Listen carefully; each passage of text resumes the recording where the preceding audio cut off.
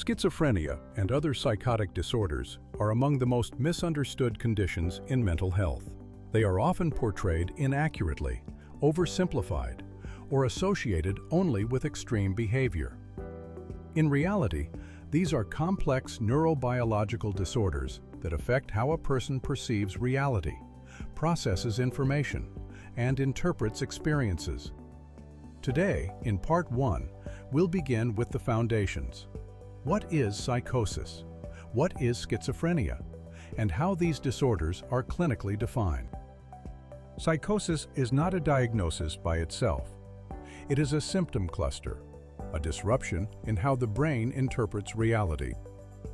Psychosis typically involves hallucinations, sensory experiences without an external stimulus; delusions, fixed false beliefs despite clear contradictory evidence; disorganized thinking or speech; fragmented, illogical, or incoherent thought patterns that manifest as rambling, rapid shifts between unrelated topics; impaired insight, the inability to realize that behaviors or thoughts are abnormal. This is not merely denial, but a clinical manifestation of brain dysfunction. Psychosis can occur in multiple conditions: schizophrenia, bipolar disorder, severe depression, substance-induced states, and medical or neurological illness.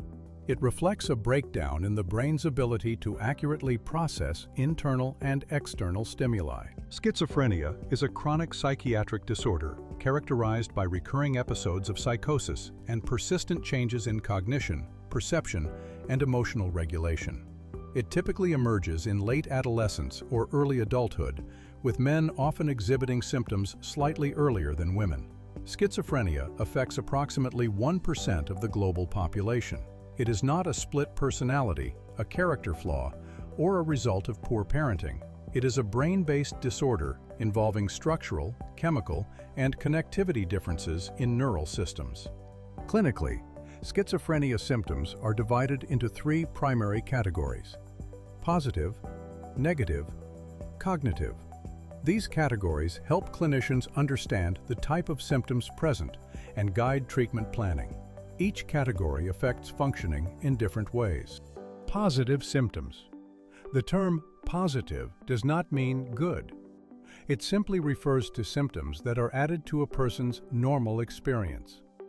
They involve distortions or exaggerations of perception and belief. They are often the most visible and most associated with acute psychotic episodes. They include hallucinations, most commonly auditory, hearing voices that others do not hear; delusions, fixed false beliefs that remain firm despite clear contradictory evidence; and disorganized speech that may appear as tangential thinking, loose associations, or difficulty maintaining a coherent train of thought. Negative symptoms. These reflect a reduction or absence of typical emotional and behavioral functioning. Blunted affect, sometimes called flat affect, involves a reduced outward expression of emotion. Facial expressions may appear limited, and the voice may sound monotone or less expressive than usual.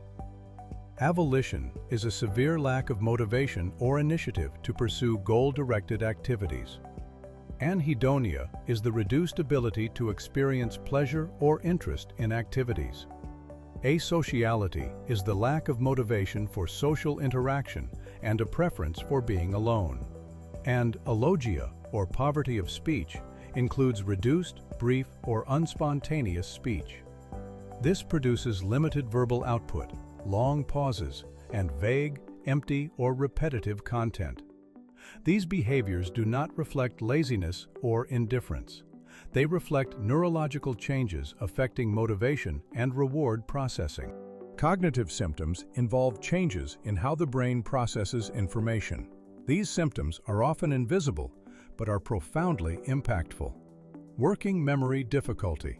This includes trouble holding and using information in the moment, such as remembering instructions or recent details. Slowed processing speed, taking longer to understand information or respond during conversations and tasks. impaired attention and concentration, difficulty maintaining focus, especially when multiple things are happening at once. Executive dysfunction. This includes challenges with planning, organizing, problem-solving, and managing daily responsibilities. These symptoms are often less visible than hallucinations or delusions, but they can significantly affect education, employment, and everyday functioning. It is important to understand that most individuals experience a combination of these symptom types. Symptoms can fluctuate over time, varying significantly in severity from person to person. Schizophrenia is not a single, uniform condition. It reflects a spectrum of experiences that vary in severity and presentation within a defined diagnostic framework. In Part 1, we've defined psychosis and schizophrenia. In Part 2, we'll explore what happens in the brain, including dopamine pathways, glutamate involvement, and structural findings in neuroimaging. Understanding the biology reduces stigma, and stigma reduction improves care.